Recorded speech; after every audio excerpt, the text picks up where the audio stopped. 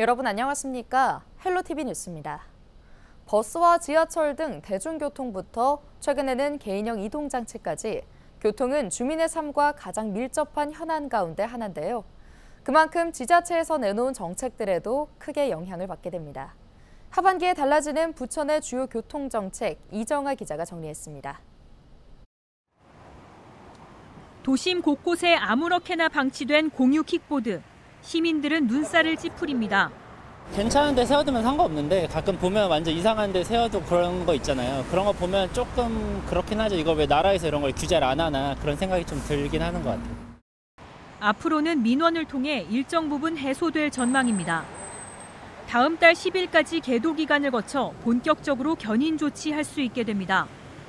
아무데나 세워진 공유 킥보드는 민원 신고 시스템을 통해 접수하면 됩니다. 무분별한 방치 내지는 불법 주정차로 보행 불편과 사고 위험을 초래하고 있고 또 도시 미관을 저해하는 등 부작용이 일부 심각한 상황인 것은 사실입니다. 대여업체의 수거 명령과 미수거 시 견인 조치를 실시하고 견인 및 보관 비용을 청구할 예정입니다. 일정한 노선이나 정해진 운행 계획 대신 호출에 따라 탄력적으로 승객을 운송하는 수요 응답형 똑버스. 현재 부천 옥길동과 범박동, 고강본동과 고강 1동 일대에서 오가고 있습니다. 지난 4월 개통 이후 누적 탑승객은 3만 3천여 명, 오는 12월부터는 확대 운행합니다. 옥길 범박동 구역은 운행 대수를 기존보다 2배 늘려 천왕역까지, 기존에는 오정구청과 원종역까지만 운행했던 고강 지역 버스는 까치울역까지 갑니다. 2대 증차해서 총 7대를 운영합니다. 똑버스 확대 운행을 통해 7호선을 연계하는 대중교통수단이 확충되어서 소사 오정구역 시민들의 이동 편의성이 크게 향상될 것으로 기대합니다. 또 공영주차장 신설에 한계가 있다고 판단한 부천시는 기존의 거주자 우선 주차장의 운영을 전일제에서 야간제로 변경하는 한편 운영비 절감 등을 이유로 일부 노상 공영주차장의 스마트 무인주차 시스템을 도입하기로 했습니다. 헬로티비 뉴스 이정아입니다. 19명의 사상자를 낸 부천 호텔 화재와 관련해 업무상 과실치사상 등의 혐의를 받는 호텔 소유주 A씨 등 3명에 대한 영장실질심사가 15일 인천지법 부천지원에서 열렸습니다. 호텔의 또 다른 공동운영자인 B씨는 영장실질심사를 포기하고 법원에 출석하지 않았습니다. 경찰은 앞서 지난 8일 A씨 등 4명에 대해 사전 구속영장을 신청했는데요. A씨 등 4명은 지난 8월 22일 부천 중동의 한 호텔에서 발생한 화재와 관련해 안전관리와 대처를 부실하게 해 투숙객 7명을 숨지게 하고 12명을 다치게 한 혐의를 받고 있습니다. 인천시 교육청이 오는 18일부터 내년 1월 22일까지 꾸미음 대학을 운영합니다. 꾸미음 대학은 고교 학점제 시행에 따라 학생이 학교 밖에서도 진로를 탐구할 수 있도록 대학과 지역기관의 교육 자원을 활용해 교과 융합형 수업과 진로 탐구형 수업으로 구성한 교육 프로그램인데요. 이번 학기에는 한국폴리텍대학과 연계한 건축도면 해석과 제도 등 10개 교과형 강좌와 가톨릭대학교와 함께하는 손에 잡히는 기업 분석 등 86개의 창체형 강좌가 개설됐습니다. 수업에는 1,500여 명의 학생이 참여합니다. 한편 꾸미음 대학은 2025학년도에도 지속 운영되며 연계기관 대상 강좌 모집 공고는 내년 2월에 진행될 예정입니다. 김포시가 오는 25일까지 김포시 농업기술센터와 각 읍면동 행정복지센터에서 2024년산 공공비축미 매입 신청을 접수합니다. 공공비축미 매입 물량은 총 510톤으로 대상 품종은 참드림과 삼광인데요. 김포시는 포대벼 40kg, 800kg 단위로 매입할 예정입니다.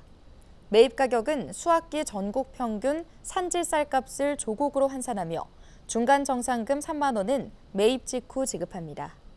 김포시는 품종 혼입을 방지하기 위해 검사를 실시하고 위반 시 5년 동안 공공비축 참여를 제한한다고 당부했습니다.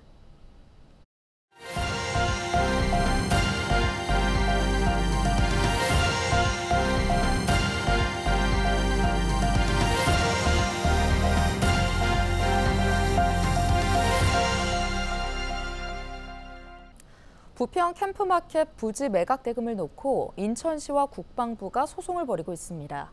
여기에 캠프마켓 개발도 축소될 우려까지 제기되면서 향방에 관심이 쏠리고 있는데요. 자세한 내용 취재기자와 연결해 알아보겠습니다. 보도국 송효찬 기자 연결돼 있습니다. 네, 송 기자, 우선 인천시와 국방부의 소송전 어떻게 진행되고 있나요? 네, 우선 이번 소송이 왜 시작되는지부터 봐야 할 것 같은데요. 인천시와 국방부는 지난 2013년 캠프마켓 토지 매입 협약을 맺고 매각 대금은 공여 해제, 즉 반환 후 감정평가에 확정 정산하도록 했습니다. 여기에 감정평가 시점이 주요 포인트인데요. 인천시는 평가 시점을 캠프마켓 소유권이 미군에서 국방부로 반환된 시점인 지난해 12월로 정해야 한다고 요구하고 있는 상황입니다. 반면 국방부는 오염토 정화 작업까지 완료된 뒤 감정평가에 나서야 한다는 입장인데요. 국유재산법상 일반재산 처분 절차를 따라야 하기 때문입니다. 이번 소송의 쟁점 중 하나는 바로 캠프마켓 전체 면적 44만 제곱미터 중 10만 제곱미터인데요. 34만 제곱미터인 공원 도로 부지는 국비를 66%가량 지원받을 수 있어 시가 부담해야 할 금액이 적습니다. 이미 지난 2022년까지 4,915억 원을 완납했고 2025년까지 집가 상승분에 따른 707억 원에 대한 국비도 확보한 상태입니다. 반면 시 자체 감정 결과 10만 제곱미터 부지를 오염토 정화 작업이 끝날 것으로 예측되는 2027년에 감정평가하게 되면 토지 매입비만 약 4천억 원에 달할 것으로 추산되고 있습니다. 감정평가 시점에 따라 수백억 원의 차이가 발생할 수 있다는 것인데요. 이에 인천시는 지난 4월 국방부를 상대로 소송을 제기했습니다. 문제는 또 있습니다. 국방부는 지난 7월 초 법원이 변론 기일을 8월로 통지하자 뒤늦게 법무법인을 선임하고 기일 연장을 신청했습니다. 이후 지난 9월 11일 첫 변론이 진행됐습니다. 2차 변론은 오는 11월 13일로 계획되어 있는데요.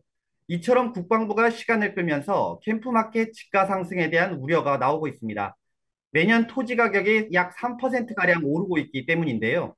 재판이 길어질수록 더 많은 시 예산이 투입될 수 있다는 점도 우려스러운 부분입니다. 오염토 정화 작업 기간을 떠나 감정평가 시점에 대해 법원의 판단이 신속히 이루어져야 하는 이유이기도 합니다. 네, 최근에 비슷한 소송에 대한 판결이 나와 또 주목받고 있습니다. 어떤 내용인가요? 네, 바로 인천과 비슷한 원주시와 국방부의 소송입니다. 지난달 11일 서울고등법원은 인천과 같이 2013년 반환협약을 주장하는 원주시 손을 들어줬는데요. 오염토 정화 작업이 완료된 후가 아닌 공유구역 반환 절차가 이행된 2019년으로 감정평가 시점을 정해야 한다고 판단한 것입니다. 인천시도 이 점을 들어 반환 시점인 A, B구역 2019년 12월, B구역 2023년 12월을 감정평가 시점에 맞추는 게 바람직하다고 주장하고 있습니다. 앞으로의 판결이 어떨지는 조금 더 봐야 하겠지만 인천시는 이번에 원주시 소송을 계기로 기대감을 높이고 있습니다. 네, 캠프마켓 개발 축소 전망도 제기되고 있다고 하는데 어떤 내용인가요? 네, 이 역시 소송 전의 연장선으로 좀 봐야 될 것 같습니다.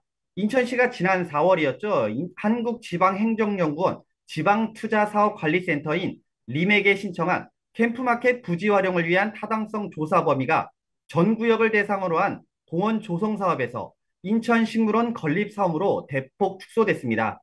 부지 매입비를 놓고 인천시와 국방부가 법적 다툼을 하고 있기 때문인데요.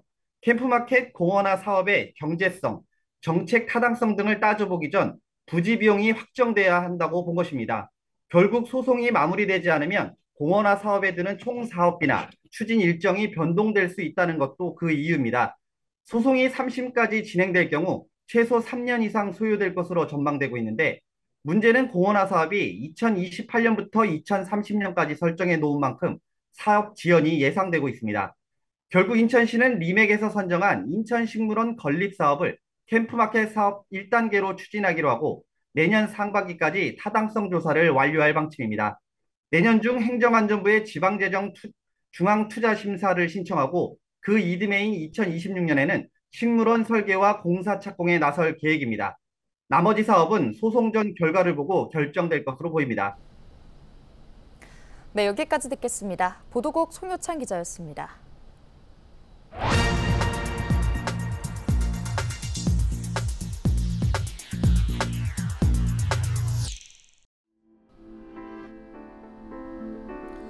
시대에 따라 장례 문화도 변하기 마련인데요. 1970년대까지만 해도 매장이 주된 장례 방식이었죠.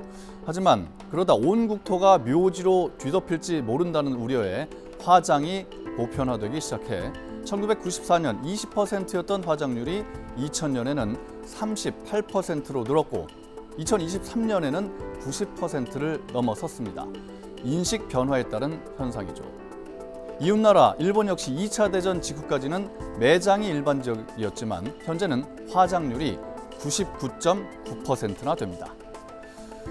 화장의 보편화로 인해서 묘지의 필요성은 크게 줄었지만은 납골당 포화라는 새로운 문제를 안게 됐습니다. 대개 30년 정도의 봉안 기간이 끝나면 납골당에 모셔뒀던 유골을 돌려받는데 시설 포화와 비싼 비용 문제로 인해서 유골 관리가 어렵다는 문제가 생깁니다. 특히 1990년대 화장과 납골당 봉안이 보편화되기 시작했기 때문에 봉안 기간 30년이 돌아오면서 유골함의 대거 이동이 불가피해졌습니다. 일본 역시 납골당 포화로 인해서 다양한 대체 수단이 주목받고 있습니다. 나무 아래에 유골을 묻는 수목장, 그리고 유골을 바다에 뿌리는 해양 산골, 심지어 유골의 일부를 우주로 보내는 우주 산골도 있습니다. 유골을 담은 캡슐을 만들어서 인공위성과 함께 발사하는 건데요.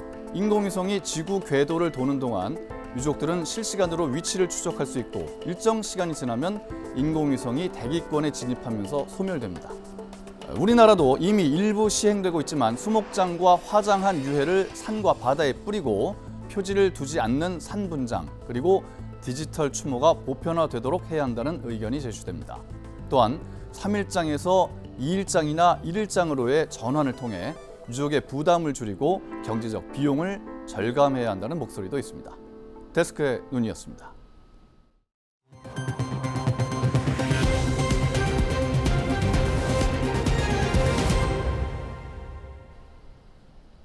북한이 국경 부근 포병 부대들의 완전 사격 준비 태세를 갖추도록 한 것에 대해 경기도가 북부 접경 지역 5개 시군을 위험구역으로 설정하는 방안을 검토하기로 했습니다. 김동연 지사는 지난 14일 국회 행정안전위원회 경기도 국정감사에서 연천, 포천, 파주, 김포, 고양 전 지역에 대한 위험구역 설정을 검토하라고 지시했다고 밝혔는데요. 위험구역은 재난 및 안전관리기본법에 근거한 것으로 위험구역이 설정되면 경기도는 대북전단 살포 관계자의 접경지역 출입 통제 등 행위명령을 내릴 수 있습니다. 이와 관련해 민주당 소속 최연일 행안위원은 경기도가 대북전단에 대한 대응으로 접경지역 주민 간담회를 개최하거나 민원 청취, 관련 기관 협의를 한 적이 없다고 지적했습니다. 또 대북전단 살포 현황 파악이 미흡하고 관련 회의를 6월 한 차례 실시하는 데 그쳤다며 적극 행정을 요청했습니다. 국회 행정안전위원회는 지난 14일 경기도 국정감사에서 여야 간 공방이 이어졌습니다. 배준영 국민의힘 의원은 대장동 특혜 의혹과 관련해 경기지사 선거 때 대장동 사업 공익 환수 방안 검토한다고 했는데 검토했냐고 물었는데요. 김동연 경기지사는 수사와 재판 관련 사항이라 언급하기 적절하지 않다고 말하며 잘 기억이 안 나는데 일반적인 얘기를 한 것 아닌가, 그런 공공개발 사업에 있어서 공익 환수에 신경 쓰겠다는 뜻으로 이해한다고 말했습니다. 이광희 민주당 의원은 양평고속도로 종점 변경 특혜 의혹에 대해 특혜 논란이 커지자 국토교통부 장관이 서울 양평고속도로 사업을 백지화했다며 도지사 입장에서 백지화 발언을 어떻게 봤냐고 물었습니다. 김 지사는 제가 경제부총리 때 우리 장관이었다면 대통령에게 해임 건의했을 것이라며 경기지사로서도 장관의 한마디에 오랫동안 여러 절차를 거쳐온 걸 손바닥 뒤집듯 하는 것에 대해 강력히 의사표시한 바 있다고 답했습니다. 그 밖에도 지역화폐 운용사 코나아이 특혜 의혹, 일산대교 무료 통행 처분 등을 두고 공방을 벌였습니다. 오늘 준비한 소식은 여기까지입니다. 함께해 주신 여러분 고맙습니다.